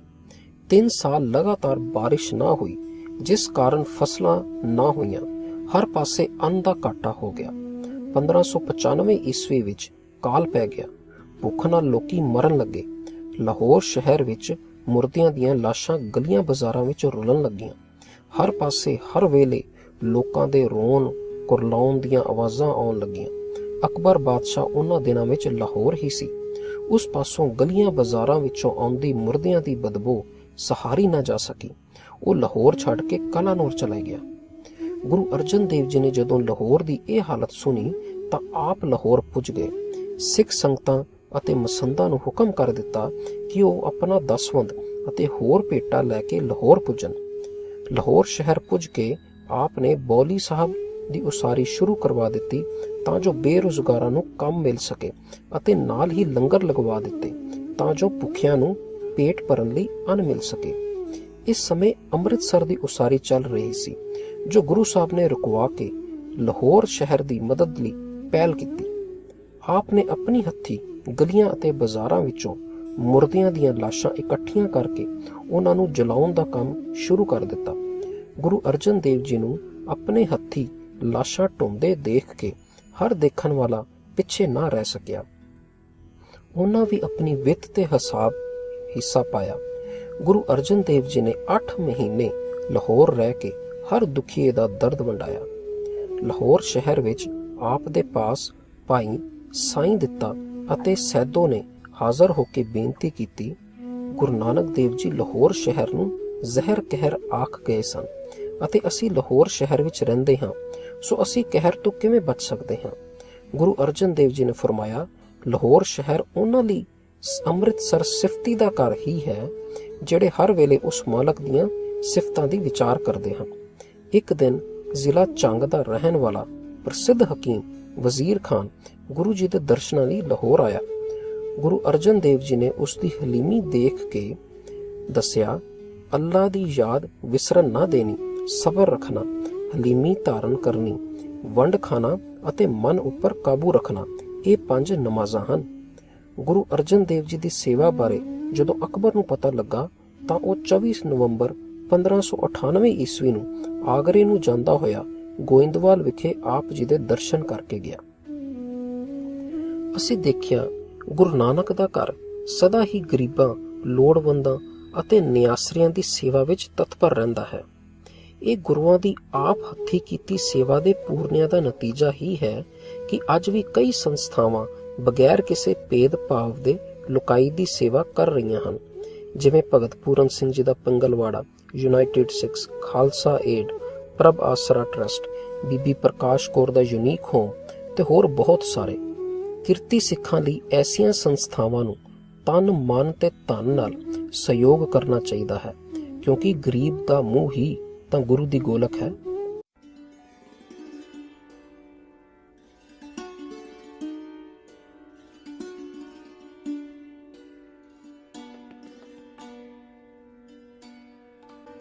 ਗੁਰੂ ਨਾਨਕ ਦੇਵ ਜੀ ਦਾ ਗੁਰੂ ਸ਼ਬਦ ਸੀ ਅਤੇ ਉਹਨਾਂ ਸਾਰੀ ਉਮਰ ਆਪਣੇ ਸਿੱਖਾਂ ਨੂੰ ਸ਼ਬਦ ਦੇ ਲੜ ਲਗਾਉਣ ਦੀ ਕੋਸ਼ਿਸ਼ ਕੀਤੀ। ਜਿਹੜੇ ਮੁੱਢ ਕਰੀਮ ਤੋਂ ਮੂਰਤੀਆਂ ਬਣਾ ਕੇ ਪੂਜਾ ਕਰਦੇ ਆ ਰਹੇ ਹੋਣ ਜਾਂ ਕਬਰਾਂ ਨੂੰ ਦੁਨੀਆ ਦੇ ਦੁੱਖ ਸੁੱਖ ਦੇਣ ਵਾਲੀਆਂ ਮੰਨਦੇ ਆ ਰਹੇ ਹੋਣ, ਉਹਨਾਂ ਨੂੰ ਸੱਚ ਨੂੰ ਸਮਝਣ ਲਈ ਬੜੀ ਦੇਰ ਲੱਗਦੀ ਹੈ। ਸੱਚ ਦੀ ਵਿਆਖਿਆ ਦੇ ਸ਼ਬਦ ਅਤੇ ਸੱਚ ਨੂੰ ਪਾਇਆ ਕਿਵੇਂ ਜਾ ਸਕਦਾ ਹੈ ਦੀ ਬਾਣੀ ਜਿਵੇਂ ਜਿਵੇਂ ਗੁਰੂ ਨਾਨਕ ਦੇਵ ਜੀ ਪਾਸ ਪ੍ਰਗਟ ਹੋਈ, ਤਿਵੇਂ ਤਿਵੇਂ ਉਹ ਇੱਕ ਪੋਥੀ ਵਿੱਚ ਲਿਖਦੇ ਰਹੇ। ਉਹਨਾਂ ਆਪਣੀਆਂ ਫੇਰੀਆਂ ਵਿੱਚ ਭਗਤਾਂ ਦੀ ਬਾਣੀ ਵੀ ਇਕੱਠੀ ਕਰ ਦਿੱਤੀ ਸੀ। ਗੁਰੂ ਅੰਗਦ ਦੇਵ ਜੀ ਨੂੰ ਗੁਰਗੱਦੀ ਦੇਣ ਸਮੇਂ ਉਹਨਾਂ ਨੇ ਉਹ ਬਾਣੀ ਦੀ ਪੋਥੀ ਵੀ ਨਾਲ ਦਿੱਤੀ, ਜਿਸ ਨੇ ਸਮਾਂ ਪਾਉਣ ਉੱਪਰ ਸਿੱਖਾਂ ਦੀ ਅਗਵਾਈ ਕਰਨ ਵਾਲਾ ਗੁਰੂ ਬਣਨਾ ਸੀ। ਗੁਰੂ ਨਾਨਕ ਦੇਵ ਜੀ ਦੀ ਸ਼ੁਰੂ ਕੀਤੀ ਬਾਣੀ ਦੀ ਪੋਥੀ ਗੁਰਗੱਦੀ ਦੇ ਨਾਲ ਗੁਰੂ ਅਰਜਨ ਦੇਵ ਜੀ ਪਾਸ ਪੁੱਜ ਗਈ। ਉਸ ਪੋਥੀ ਵਿੱਚ ਸਮੇਂ ਦੇ ਨਾਲ ਨਾਲ ਬਾਕੀ ਗੁਰੂ ਸਾਹਿਬਾਨ ਵੀ ਆਪਣੀ ਬਾਣੀ ਰਚੀ ਲਿਖਦੇ ਰਹੇ। ਗੁਰੂ ਅਰਜਨ ਦੇਵ ਜੀ ਨੇ ਉਸ ਬਾਣੀ ਦੀ ਪੋਥੀ ਨੂੰ ਇੱਕ ਪੱਕੀ ਸ਼ਕਲ ਦੇਣ ਦਾ ਨਿਸ਼ਚਾ ਕੀਤਾ ਤਾਂ ਜੋ ਸੱਚੀ ਬਾਣੀ ਵਿੱਚ ਕੋਈ ਵੀ ਆਪਣੇ ਲਾਭ ਲਈ ਕੱਚੀ ਬਾਣੀ ਨਾ ਮਿਲਾ ਸਕੇ, ਕਿਉਂਕਿ ਉਹਨਾਂ ਦਿਨਾਂ ਵਿੱਚ ਪ੍ਰਿਥੀ ਚੰਦ ਅਤੇ ਮਿਹਰਬਾਨ ਨੇ ਆਪਣੀਆਂ ਪੋਥੀਆਂ ਆਪ ਰਚ ਲਈਆਂ ਸਨ, ਜਿਨ੍ਹਾਂ ਵਿੱਚ ਉਹਨਾਂ ਪੀਰਾਂ ਪੈਗੰਬਰਾਂ ਦੀਆਂ ਵਾਰਾਂ ਲਿਖ ਕੇ ਸਿੱਖਾਂ ਨੂੰ ਭੁਲੇਖਾ ਪਾਉਣਾ ਸ਼ੁਰੂ ਕਰ ਦਿੱਤਾ ਸੀ। ਗੁਰੂ ਅਰਜਨ ਦੇਵ ਜੀ ਨੇ ਇਸ ਬਿਮਾਰੀ ਦਾ ਪੱਕਾ ਇਲਾਜ ਕਰਨ ਲਈ ਗ੍ਰੰਥ ਦੀ ਰਚਨਾ ਜ਼ਰੂਰੀ ਸਮਝੀ। ਗੁਰੂ ਅਰਜਨ ਦੇਵ ਜੀ ਨੇ ਭਾਈ ਗੁਰਦਾਸ ਪਾਸੋਂ ਬਾਣੀ ਦੀ ਤਰਤੀਬ ਰਾਗਾਂ ਦੇ ਹਿਸਾਬ ਕਰਵਾ ਦਿੱਤੀ, ਪਰ ਪੋਥੀ ਵਿੱਚ ਬਾਣੀ ਉਸੇ ਤਰ੍ਹਾਂ ਲਿਖੀ ਗਈ ਜਿਵੇਂ ਪ੍ਰਗਟ ਹੋਈ ਸੀ। ਇਸ ਗ੍ਰੰਥ ਨੂੰ ਤਿਆਰ ਕਰਨ ਲਈ 3 ਸਾਲ ਲੱਗੇ। ਗ੍ਰੰਥ ਸਾਹਿਬ ਤਿਆਰ ਹੁੰਦਾ ਸੁਣ ਕੇ ਬਹੁਤ ਭਗਤ ਆਪਣੀ ਬਾਣੀ ਗ੍ਰੰਥ ਵਿੱਚ ਦਰਜ ਕਰਵਾਉਣ ਲਈ ਗੁਰੂ ਅਰਜਨ ਦੇਵ ਜੀ ਪਾਸ ਅੰਮ੍ਰਿਤਸਰ ਪੁੱਜੇ। ਕਈ ਭਗਤਾਂ ਦੀ ਬਾਣੀ ਦਰਜ ਕਰਨ ਤੋਂ ਗੁਰੂ ਜੀ ਨੇ ਇਨਕਾਰ ਕਰ ਦਿੱਤਾ, ਜਿਨ੍ਹਾਂ ਵਿੱਚੋਂ ਕਾਨਾ, ਛੱਜੂ, ਪੀਲੂ ਅਤੇ ਸ਼ਾਹ ਹੁਸੈਨ ਸਨ, ਕਿਉਂਕਿ ਉਹਨਾਂ ਦੀ ਰਚਨਾ ਸੱਚੀ ਬਾਣੀ ਦੇ ਮਿਆਰ ਦੀ ਨਹੀਂ ਸੀ। ਗ੍ਰੰਥ ਸਾਹਿਬ ਤਿਆਰ ਕਰਕੇ 30 ਅਗਸਤ 1604 ਈਸਵੀ ਨੂੰ ਦਰਬਾਰ ਸਾਹਿਬ ਪ੍ਰਕਾਸ਼ ਕੀਤਾ ਗਿਆ। ਇਹ ਗ੍ਰੰਥ ਉਸ ਸਮੇਂ ਸੱਚੀ ਬਾਣੀ ਦੀ ਪ੍ਰਮਾਣਿਕ ਕਸਵਟੀ ਬਣ ਗਿਆ। ਬਾਬਾ ਬੁੱਢਾ ਜੀ ਪਹਿਲੇ ਗ੍ਰੰਥੀ ਥਾਪੇ ਗਏ। ਉਸ ਗ੍ਰੰਥ ਦੇ 974 ਪੰਨੇ ਸਨ। ਬ੍ਰਾਹਮਣਾ ਅਕਬਰ ਪਾਸ ਜਾ ਸ਼ਿਕਾਇਤ ਕੀਤੀ ਕਿ ਗੁਰੂ ਅਰਜਨ ਦੇਵ ਨੇ ਇੱਕ ਗ੍ਰੰਥ ਤਿਆਰ ਕੀਤਾ ਹੈ, ਜਿਸ ਵਿੱਚ ਉਹਨਾਂ ਨੇ ਮੁਸਲਮਾਨ ਪੀਰਾਂ, ਪੈਗੰਬਰਾਂ, ਹਿੰਦੂ ਦੇਵੀ ਦੇਵਤਿਆਂ ਅਤੇ ਅਵਤਾਰਾਂ ਦੀ ਨਿੰਦਿਆ ਕੀਤੀ ਹੈ। ਅਕਬਰ 1605 ਈਸਵੀ ਦੇ ਸ਼ੁਰੂ ਵਿੱਚ ਪੰਜਾਬ ਦੇ ਦੌਰੇ ਉੱਪਰ ਆਇਆ। ਬਟਾਲੇ ਪੁੱਜ ਕੇ ਉਸਨੇ ਗੁਰੂ ਅਰਜਨ ਦੇਵ ਜੀ ਨੂੰ ਤਿਆਰ ਕੀਤਾ ਗ੍ਰੰਥ ਲੈ ਕੇ ਹਾਜ਼ਰ ਹੋਣ ਲਈ ਲਿਖਿਆ। ਬਾਬਾ ਬੁੱਢਾ ਜੀ ਅਤੇ ਭਾਈ ਗੁਰਦਾਸ ਜੀ ਗ੍ਰੰਥ ਲੈ ਕੇ ਪੁੱਜੇ ਅਤੇ ਅਕਬਰ ਦੇ ਸਾਰੇ ਸ਼ੰਕੇ ਦੂਰ ਕਰ ਦਿੱਤੇ। ਅਕਬਰ ਨੇ ਕਿਹਾ, ਇਸ ਵਿੱਚ ਮੈਨੂੰ ਪਰਮਾਤਮਾ ਦੀ ਬੰਦਗੀ ਤੋਂ ਬਿਨਾਂ ਹੋਰ ਕੁਝ ਨਜ਼ਰ ਨਹੀਂ ਆਇਆ। ਇਸ ਵਿੱਚ ਪਰਮਾਤਮਾ ਤੋਂ ਬਿਨਾਂ ਹੋਰ ਕਿਸੇ ਦੀ ਉਸਤਤ ਨਹੀਂ। ਗੁਰੂ ਅਰਜਨ ਦੇਵ ਜੀ ਦੁਆਰਾ ਆਦਿ ਗ੍ਰੰਥ ਦੀ ਸਥਾਪਨਾ ਸਿੱਖ ਇਤਿਹਾਸ ਲਈ ਬੜਾ ਅਹਿਮ ਮੁਕਾਮ ਹੈ। ਇਹ ਕੱਚੀ ਬਾਣੀ ਅਤੇ ਸੱਚੀ ਬਾਣੀ ਦੀ ਆਉਣ ਵਾਲੀਆਂ ਪੀੜ੍ਹੀਆਂ ਲਈ ਕਸਵੱਟੀ ਹੈ। ਸਿੱਖ ਉਦੋਂ ਤੱਕ ਭੁਲੇਖਾ ਨਹੀਂ ਖਾ ਸਕਦਾ ਜਦੋਂ ਤੱਕ ਗੁਰੂ ਗ੍ਰੰਥ ਸਾਹਿਬ ਦੀ ਸੱਚੀ ਬਾਣੀ ਨਾਲ ਜੁੜਿਆ ਰਹੇ। ਸਾਰੇ ਭਰਮ ਬਾਣੀ ਨੂੰ ਵਿਸਾਰਨ ਨਾਲ ਹੀ ਪੈਂਦੇ ਹਨ। ਬ੍ਰਾਹਮਣਵਾਦ ਜੋ ਸਿੱਖੀ ਦਾ ਮੁੱਢ ਤੋਂ ਹੀ ਵੈਰੀ ਬਣਿਆ ਬੈਠਾ ਹੈ, ਇਹ ਗੱਲ ਭਲੀ ਭਾਂਤ ਜਾਣ ਗਿਆ ਹੈ। ਇਸ ਲਈ ਅੱਜ ਗੁਰਮਤ ਵਿਰੋਧੀ ਰਚਨਾਵਾਂ ਜਿਵੇਂ ਬਚਿੱਤਰ ਨਾਟਕ ਗੁਰਬਿਲਾਸ ਪਾਤਸ਼ਾਹੀ 6ਵੀਂ ਨੂੰ ਗੁਰੂਕ੍ਰਿਤ ਦੱਸ ਕੇ ਭੁਲੇਖਾ ਪਾਇਆ ਜਾ ਰਿਹਾ ਹੈ। ਪਰ ਸੱਚਾ ਸਿੱਖ ਗੁਰੂ ਗ੍ਰੰਥ ਸਾਹਿਬ ਜੀ ਦੀ ਬਾਣੀ ਦੀ ਕਸਵੱਟੀ ਲਾ ਕੇ ਸੱਚੀ ਤੇ ਕੱਚੀ ਬਾਣੀ ਵਿੱਚ ਫਰਕ ਪਛਾਣ ਜਾਂਦਾ ਹੈ।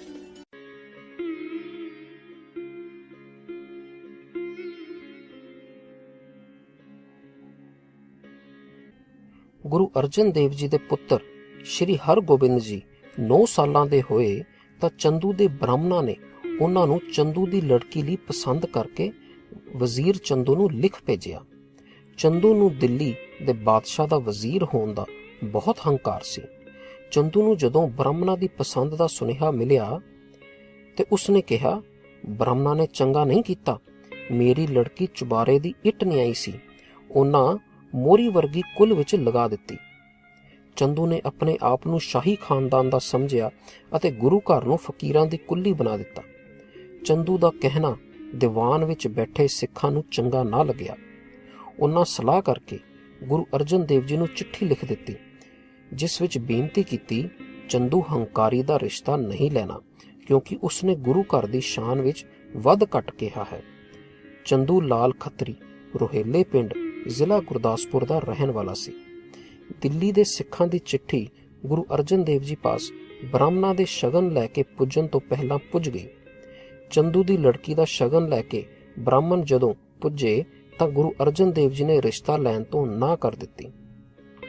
ਦੀਵਾਨ ਵਿੱਚ ਬੈਠੇ ਡੱਲੇ ਪਿੰਡ ਦੇ ਭਾਈ ਨਾਰਾਇਣ ਦਾਸ ਨੇ ਆਪਣੀ ਪੁੱਤਰੀ ਦਮੋਦਰੀ ਦੇ ਰਿਸ਼ਤੇ ਲਈ ਖੜੇ ਹੋ ਕੇ ਗੁਰੂ ਜੀ ਪਾਸ ਬੇਨਤੀ ਕੀਤੀ। ਉਹਨਾਂ ਨੇ ਸ਼੍ਰੀ ਹਰਗੋਬਿੰਦ ਲਈ ਰਿਸ਼ਤਾ ਪ੍ਰਵਾਨ ਕਰਕੇ ਸਗਾਈ ਕਰ ਦਿੱਤੀ। ਦਿੱਲੀ ਵਾਪਸ ਜਾ ਕੇ ਬ੍ਰਾਹਮਣਾਂ ਨੇ ਚੰਦੂ ਨੂੰ ਸ਼ਗਨ ਵਾਪਸ ਹੋਣ ਬਾਰੇ ਦੱਸਿਆ। ਉਸ ਨੂੰ ਬਹੁਤ ਅਫਸੋਸ ਹੋਇਆ। 1605 ਈਸਵੀ ਵਿੱਚ ਜਹਾਂਗੀਰ ਨੇ ਦਿੱਲੀ ਦਾ ਰਾਜ ਸੰਭਾਲਣ ਪਿੱਛੋਂ ਸੁਲੀ ਖਾਨ ਨੂੰ ਕੁਝ ਫੌਜ ਦੇ ਕੇ ਪੰਜਾਬ ਦਾ ਮਾਮਲਾ ਇਕੱਠਾ ਕਰਕੇ ਲਿਆਉਣ ਲਈ ਤਿਆਰ ਕੀਤਾ। ਚੰਦੂ ਵਜ਼ੀਰ ਨੂੰ ਆਪਣੀ ਲੜਕੀ ਦਾ ਰਿਸ਼ਤਾ ਮੋੜਨ ਦਾ ਗੁਰੂ ਅਰਜਨ ਦੇਵ ਜੀ ਉੱਪਰ ਬਹੁਤ ਗੁੱਸਾ ਸੀ। ਉਸਨੇ ਬਦਲਾ ਲੈਣ ਲਈ ਜਾਣ ਲੱਗੇ ਸੁਲੀ ਖਾਨ ਨੂੰ ਇਹ ਵੀ ਹੁਕਮ ਕਰ ਦਿੱਤਾ, ਗੁਰੂ ਅਰਜਨ ਦੇਵ ਨੂੰ ਹਰ ਹੀਲੇ ਅੰਮ੍ਰਿਤਸਰ ਵਿੱਚੋਂ ਕੱਢ ਦਿੱਤਾ ਜਾਵੇ। ਉਸ ਦੀ ਥਾਂ ਉਸ ਦੇ ਵੱਡੇ ਭਰਾ ਪ੍ਰਿਥੀ ਚੰਦ ਨੂੰ ਗੁਰਗੱਦੀ ਸੌਂਪ ਦਿੱਤੀ ਜਾਵੇ, ਕਿਉਂਕਿ ਪ੍ਰਿਥੀ ਚੰਦ ਉਸ ਦਾ ਵੱਡਾ ਭਰਾ ਹੈ, ਇਸ ਲਈ ਗੱਦੀ ਦਾ ਹੱਕਦਾਰ ਪ੍ਰਿਥੀ ਚੰਦ ਹੀ ਬਣਦਾ ਹੈ। ਸੁਲੀ ਖਾਨ ਆਪਣੀ ਫੌਜ ਲੈ ਕੇ ਪੰਜਾਬ ਪੁੱਜ ਗਿਆ। ਪ੍ਰਿਥੀ ਚੰਦ ਨੂੰ ਜਦੋਂ ਸੁਲੀ ਖਾਨ ਦੇ ਆਉਣ ਦਾ ਪਤਾ ਲੱਗਾ ਤਾਂ ਉਹ ਸੁਲੀ ਖਾਨ ਨੂੰ ਲਾਹੌਰ ਪੁੱਜਣ ਤੋਂ ਪਹਿਲਾਂ ਹੀ ਅੱਗੇ ਹੋ ਕੇ ਮਿਲਿਆ। ਪ੍ਰਿਥੀ ਚੰਦ ਨੇ ਉਸ ਦੀ ਬਹੁਤ ਆਓ ਭਗਤ ਕੀਤੀ ਅਤੇ ਆਪਣੇ ਪਾਸ ਰਾਤ ਰਹਿਣ ਲਈ ਮਨਾ ਲਿਆ। ਸ਼ਾਮ ਨੂੰ ਪ੍ਰਿਥੀ ਚੰਦ ਸੁਲੀ ਖਾਨ ਨੂੰ ਆਪਣਾ ਨਵਾਂ ਲਗਾਇਆ ਪੱਠਾ ਦਿਖਾਉਣ ਲਈ ਲੈ ਗਿਆ। ਸੁਲੀ ਖਾਨ ਆਪਣੇ ਘੋੜੇ ਉੱਪਰ ਸਵਾਰ ਸੀ ਅਤੇ ਪੱਠਾ ਦੇਖ ਰਿਹਾ ਸੀ। ਉਸ ਦਾ ਘੋੜਾ ਕਿਸੇ ਕਾਰਨ ਡਰ ਗਿਆ ਅਤੇ ਉਛਲ ਕੇ ਪੱਠੇ ਵਿੱਚ ਡਿੱਗ ਗਿਆ। ਸੁਲੀ ਖਾਨ ਅਤੇ ਉਸ ਦਾ ਘੋੜਾ ਦੋਵੇਂ ਪੱਠੇ ਦੀ ਅੱਗ ਵਿੱਚ ਸੜ ਕੇ ਮਰ ਗਏ। ਗੁਰੂ ਅਰਜਨ ਦੇਵ ਜੀ ਨੂੰ ਸਿੱਖਾਂ ਨੇ ਸੁਲੀ ਖਾਨ ਦੀ ਮੌਤ ਦੀ ਖਬਰ ਸੁਣਾਈ ਅਤੇ ਇਹ ਵੀ ਦੱਸਿਆ ਕਿ ਉਹ ਆਪ ਨੂੰ ਅੰਮ੍ਰਿਤਸਰ ਵਿੱਚੋਂ ਕੱਢਣ ਲਈ ਆ ਰਿਹਾ ਸੀ। ਗੁਰੂ ਅਰਜਨ ਦੇਵ ਜੀ ਨੇ ਪ੍ਰਮਾਤਮਾ ਦਾ ਸ਼ੁਕਰ ਕਰਦੇ ਹੋਏ ਸ਼ਬਦ ਉਚਾਰਿਆ, ਸੁਲਹੀ ਤੇ ਨਾਰਾਇਣ ਰਾਖ, ਸੁਲਹੀ ਕਾ ਹਾਥ ਕਹੀਂ ਨਾ ਪਹੁੰਚੇ, ਸੁਲੀ ਹੋਏ ਮੂਆ ਨਾ ਪਾਕ। ਇਸਲਾਮ ਧਰਮ ਵਿੱਚ ਮਰੇ ਹੋਏ ਨੂੰ ਦਬਾਉਂਦੇ ਹਨ, ਸਾੜਦੇ ਨਹੀਂ। ਸਾੜਨਾ ਇਸਲਾਮ ਵਿੱਚ ਅਪਵਿੱਤਰ ਹੈ। ਸੁਲੀ ਖਾਨ ਅੱਗ ਵਿੱਚ ਸੜ ਕੇ ਮਰਨ ਨਾਲ ਨਾਪਾਕ ਹੋ ਗਿਆ।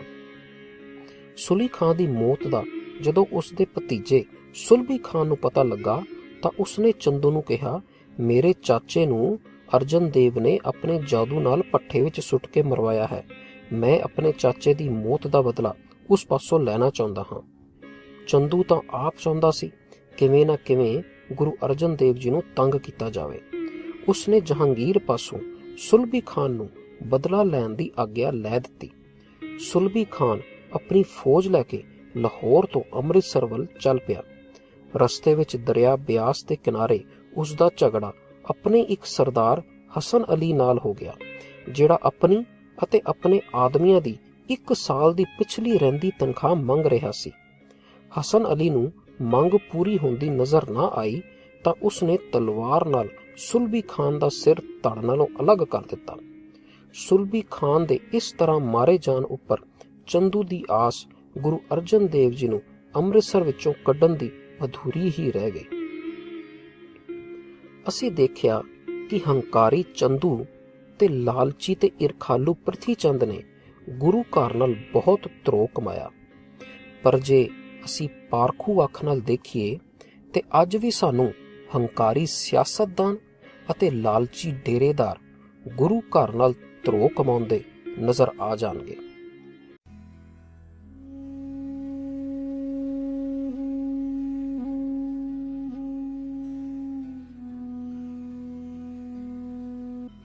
ਅਕਬਰ ਦੇ ਮਰਨ ਉਪਰੰਤ ਜਹਾਂਗੀਰ ਦਿੱਲੀ ਦਾ ਬਾਦਸ਼ਾਹ ਬਣਿਆ, ਜਿਹੜਾ ਕੱਟੜ ਮੁਸਲਮਾਨਾਂ ਦੀ ਸੁਣਨ ਲੱਗਾ, ਜਿਹੜੇ ਅਸਲੀ ਧਰਮ ਦੇ ਅਸੂਲਾਂ ਉੱਪਰ ਚੱਲਣ ਦੀ ਥਾਂ ਰੀਤਾਂ ਨੂੰ ਹੀ ਸੱਚਾ ਧਰਮ ਸਮਝਦੇ ਸਨ।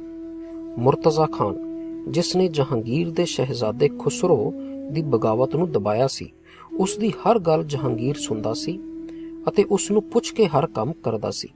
ਸ਼ੇਖ ਅਹਿਮਦ ਸਰਹੰਦੀ ਨੇ ਉਸ ਦੇ ਮਨ ਵਿੱਚ ਵਸਾ ਦਿੱਤਾ ਸੀ ਕਿ ਤਲਵਾਰ ਦੇ ਜ਼ੋਰ ਨਾਲ ਹਿੰਦੁਸਤਾਨ ਵਿੱਚ ਇਸਲਾਮ ਨੂੰ ਫੈਲਾਇਆ ਜਾ ਸਕਦਾ ਹੈ।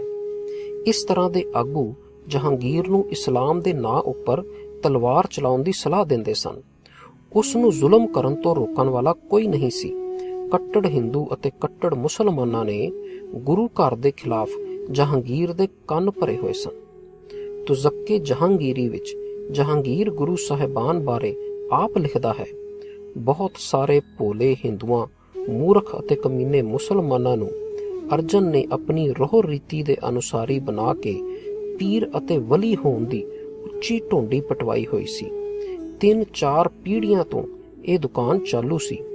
ਚਿਰਾਂ ਤੋਂ ਮੇਰਾ ਚਿੱਤ ਕਰਦਾ ਸੀ ਕਿ ਇਸ ਕੂੜ ਦੀ ਦੁਕਾਨ ਨੂੰ ਬੰਦ ਕਰ ਦੇਵਾਂ ਜਾਂ ਉਸ ਨੂੰ ਇਸਲਾਮ ਵਿੱਚ ਲੈ ਆਵਾਂ। ਜਹਾਂਗੀਰ ਦੀ ਇਸ ਲਿਖਤ ਤੋਂ ਅੰਦਾਜ਼ਾ ਲੱਗ ਸਕਦਾ ਹੈ ਕਿ ਉਹ ਗੁਰੂ ਘਰ ਦਾ ਕਿੰਨਾ ਵਿਰੋਧੀ ਸੀ। ਸਿਰਫ ਉਹ ਬਹਾਨਾ ਲੱਭਦਾ ਸੀ ਜਿਸ ਨਾਲ ਉਹ ਵੱਧਦੀ ਸਿੱਖੀ ਨੂੰ ਰੋਕ ਸਕੇ। 6 ਮਾਰਚ 1606 ਈਸਵੀ ਨੂੰ ਜਹਾਂਗੀਰ ਦੇ ਛੋਟੇ ਸਹਿਜ਼ਾਦੇ ਖੁਸਰੋ ਨੇ ਬਗਾਵਤ ਕਰ ਦਿੱਤੀ। ਉਹ ਆਗਰੇ ਤੋਂ ਪੰਜਾਬ ਵੱਲ ਨੂੰ ਵਧਿਆ। ਰਸਤੇ ਵਿੱਚ ਉਸਨੇ ਤਰਨ ਤਾਰਨ ਪੁੱਜ ਕੇ ਗੁਰੂ ਘਰ ਵਿੱਚ ਲੰਗਰ ਛਕਿਆ, ਜਿਵੇਂ ਉਹ ਪਹਿਲਾਂ ਵੀ ਕਈ ਵਾਰੀ ਗੁਰੂ ਅਰਜਨ ਦੇਵ ਜੀ ਨੂੰ ਮਿਲਣ ਸਮੇਂ ਕਰ ਚੁੱਕਾ ਸੀ। ਤਰਨ ਤਾਰਨ ਤੋਂ ਬਾਅਦ ਉਹ ਲਾਹੌਰ ਵੱਲ ਵਧਿਆ। ਲਾਹੌਰ ਦੇ ਕਿਲ੍ਹੇਦਾਰ ਮੁਰਤਜ਼ਾ ਖਾਨ ਨੇ ਉਸ ਦਾ ਸਾਥ ਨਾ ਦਿੱਤਾ। ਜਦੋਂ ਉਸ ਨੂੰ ਜਹਾਂਗੀਰ ਦੇ ਆਉਣ ਦੀ ਖਬਰ ਮਿਲੀ ਤਾਂ ਉਹ ਕਾਬਲ ਨੂੰ ਭੱਜ ਗਿਆ। ਖੁਸਰੋ ਦੇ ਸਾਥੀਆਂ ਨੂੰ, ਜਿਨ੍ਹਾਂ ਬਗਾਵਤ ਵਿੱਚ ਉਸ ਦਾ ਸਾਥ ਦਿੱਤਾ ਸੀ, ਕਾਮਰਾਨ ਬਾਗ ਦੇ ਨੇੜੇ ਸੂਲੀਆਂ ਉੱਪਰ ਲਟਕਾ ਦਿੱਤਾ ਗਿਆ। ਖੁਸਰੋ ਨੂੰ ਉਸ ਦੇ ਵੱਡੇ ਭਰਾ ਖੁਰਮ ਸ਼ਾਹ ਜਹਾਨ ਨੇ ਜੇਲ੍ਹ ਵਿੱਚ ਰੱਖ ਕੇ ਕਤਲ ਕਰਵਾ ਦਿੱਤਾ। ਖੁਸਰੋ ਦਾ ਤਰਨ ਤਾਰਨ ਜਾਣਾ ਹੀ ਜਹਾਂਗੀਰ ਨੂੰ ਗੁਰੂ ਅਰਜਨ ਦੇਵ ਜੀ ਉੱਪਰ ਆਪਣੀ ਮਨਮਾਨੀ ਕਰਨ ਦਾ ਬਹਾਨਾ ਮਿਲ ਗਿਆ। ਉਸਨੇ ਮੁਰਤਜ਼ਾ ਖਾਨ ਨੂੰ 20 ਮਈ 1606 ਈਸਵੀ ਨੂੰ ਹੁਕਮ ਕੀਤਾ ਕਿ ਗੁਰੂ ਅਰਜਨ ਦੇਵ ਜੀ ਦਾ ਘਰ ਘਾਟ ਜ਼ਬਤ ਕੀਤਾ ਜਾਵੇ ਅਤੇ ਉਹਨਾਂ ਨੂੰ ਸ਼ਾਹੀ ਕਾਨੂੰਨ ਅਨੁਸਾਰ ਤਸੀਹੇ ਦੇ ਕੇ ਖਤਮ ਕਰ ਦਿੱਤਾ ਜਾਵੇ। ਗੁਰੂ ਅਰਜਨ ਦੇਵ ਜੀ ਸਮੇਂ ਦੀ ਚਾਲ ਨੂੰ ਸਮਝਦੇ ਸਨ। ਉਹਨਾਂ ਨੂੰ ਜਹਾਂਗੀਰ ਦੇ ਵਿਚਾਰਾਂ ਦਾ ਪੂਰਾ ਗਿਆਨ ਸੀ। ਉਹਨਾਂ 15 ਮਈ 1606 ਈਸਵੀ ਨੂੰ ਗੁਰਗੱਦੀ ਗੁਰੂ ਹਰਗੋਬਿੰਦ ਜੀ ਨੂੰ ਸੌਂਪ ਦਿੱਤੀ। 22 ਮਈ 1606 ਈਸਵੀ ਨੂੰ ਮੁਰਤਜ਼ਾ ਖਾਨ ਅੰਮ੍ਰਿਤਸਰ ਪੁੱਜਾ ਅਤੇ ਗੁਰੂ ਅਰਜਨ ਦੇਵ ਜੀ ਨੂੰ ਗ੍ਰਿਫਤਾਰ ਕਰਕੇ ਲਾਹੌਰ ਲਿਆਂਦਾ। ਜਹਾਂਗੀਰ ਦੇ ਨਾਲ ਚੰਦੂ ਵੀ ਲਾਹੌਰ ਆਇਆ ਸੀ। ਉਸਨੇ ਮੁਰਤਜ਼ਾ ਖਾਨ ਪਾਸੋਂ ਗੁਰੂ ਅਰਜਨ ਦੇਵ ਜੀ ਨੂੰ ਆਪਣੀ ਹਿਰਾਸਤ ਵਿੱਚ ਲੈ ਲਿਆ। ਚੰਦੂ ਨੇ ਗੁਰੂ ਜੀ ਨੂੰ ਤਸੀਹੇ ਦੇਣ ਦਾ ਡਰ ਦਿੱਤਾ, ਜਿਸ ਦਾ ਉਹਨਾਂ ਉੱਪਰ ਕੋਈ ਅਸਰ ਨਾ ਹੋਇਆ। ਚੰਦੂ ਨੇ ਜਹਾਂਗੀਰ ਦੀਆਂ ਸ਼ਰਤਾਂ ਗੁਰੂ ਜੀ ਅੱਗੇ ਰੱਖੀਆਂ, ਜਿਨ੍ਹਾਂ ਦੇ ਮੰਨਣ ਨਾਲ ਜਾਨ ਬਚ ਸਕਦੀ ਸੀ। ਪਰ ਗੁਰੂ ਜੀ ਨੇ ਨਾ ਇਸਲਾਮ ਧਾਰਨ ਕਰਨਾ ਮਨਜ਼ੂਰ ਕੀਤਾ ਅਤੇ ਨਾ ਹੀ ਗ੍ਰੰਥ ਸਾਹਿਬ ਦੀ ਬਾਣੀ ਵਿੱਚ ਕੋਈ ਤਬਦੀਲੀ ਕਰਨੀ ਪ੍ਰਵਾਨ ਕੀਤੀ। ਜਹਾਂਗੀਰ ਦੀਆਂ ਦੱਸੀਆਂ ਸ਼ਰਤਾਂ ਵਿੱਚੋਂ ਕੋਈ ਵੀ ਸ਼ਰਤ ਗੁਰੂ ਅਰਜਨ ਦੇਵ ਜੀ ਨੇ ਨਾ ਮੰਨੀ ਤਾਂ ਚੰਦੂ ਨੇ ਜਹਾਂਗੀਰ ਦੇ ਹੁਕਮ ਅਨੁਸਾਰ ਇਸਲਾਮੀ ਸ਼ਰ੍ਹਾ ਦੇ ਹਿਸਾਬ ਤਸੀਹੇ ਦੇਣ ਦਾ ਹੁਕਮ ਕਰ ਦਿੱਤਾ। ਪਹਿਲੇ ਦਿਨ ਗੁਰੂ ਅਰਜਨ ਦੇਵ ਜੀ ਨੂੰ ਜੇਠ ਹਾੜ ਦੀ ਤਪਦੀ ਰੇਤ ਵਿੱਚ ਬਿਠਾ ਕੇ ਤਸੀਹੇ ਦਿੱਤੇ ਗਏ। ਦੂਜੇ ਦਿਨ ਉਬਲਦੇ ਪਾਣੀ ਦੀ ਦੇਗ ਵਿੱਚ ਬਿਠਾਇਆ ਗਿਆ। ਤੀਜੇ ਦਿਨ ਤੱਤੇ ਤਵੇ ਉੱਪਰ ਬਿਠਾ ਕੇ ਉੱਪਰੋਂ ਕੜਛੀਆਂ ਨਾਲ ਤੱਤੀ ਰੇਤ ਸੀਸ ਉੱਪਰ ਪਾਈ ਗਈ। ਗੁਰੂ ਸਾਹਿਬ ਨੇ ਸਾਰੇ ਤਸੀਹੇ ਸ਼ਾਂਤਮਈ ਅਵਸਥਾ ਵਿੱਚ ਰਹਿ ਕੇ ਪਰਮਾਤਮਾ ਦੇ ਭਾਣੇ ਨੂੰ ਮਿੱਠਾ ਜਾਣ ਕੇ ਮੰਨੇ। ਪੰਜਵੇਂ ਦਿਨ ਗੁਰੂ ਅਰਜਨ ਦੇਵ ਜੀ ਨੂੰ ਰਾਵੀ ਦਰਿਆ ਦੇ ਠੰਡੇ ਪਾਣੀ ਵਿੱਚ ਬਹਾ ਦਿੱਤਾ। ਇਸ ਤਰ੍ਹਾਂ 30 ਮਈ 1606 ਈਸਵੀ ਨੂੰ ਗੁਰੂ ਅਰਜਨ ਦੇਵ ਜੀ ਦੀ ਆਤਮਾ ਪਰਮਾਤਮਾ ਵਿੱਚ ਲੀਨ ਹੋ ਗਈ। ਗੁਰੂ ਜੀ ਦੀ ਇਹ ਸ਼ਹੀਦੀ ਸੱਚ ਦੀ ਗਵਾਹੀ ਹੈ। ਉਹਨਾਂ ਉਹ ਗੱਲ ਨਹੀਂ ਮੰਨੀ ਜਿਹੜੀ ਅਸੂਲਾਂ ਦੇ ਉਲਟ ਸੀ। ਭਾਵੇਂ ਸਮੇਂ ਦੇ ਬਾਦਸ਼ਾਹ ਅਤੇ ਵਜ਼ੀਰ ਨੇ ਡਰਾਇਆ, ਧਮਕਾਇਆ ਅਤੇ ਤਸੀਹੇ ਦਿੱਤੇ, ਉਹ ਆਪਣੇ ਅਕੀਦੇ ਵਿੱਚ ਪੱਕੇ ਰਹੇ। ਇਹ ਗੁਰੂ ਅਰਜਨ ਦੇਵ ਜੀ ਦੇ ਹੀ ਪਾਏ ਪੂਰਨਿਆਂ ਦਾ ਨਤੀਜਾ ਹੈ ਕਿ ਸਿੱਖ ਸੱਚ ਦੀ ਰਾਖੀ ਵਾਸਤੇ ਸ਼ਹੀਦ ਹੋਣ ਨੂੰ ਪਰਮਾਤਮਾ ਦੀ ਅਦੁੱਤੀ ਦਾਤ ਸਮਝਦਾ ਹੈ।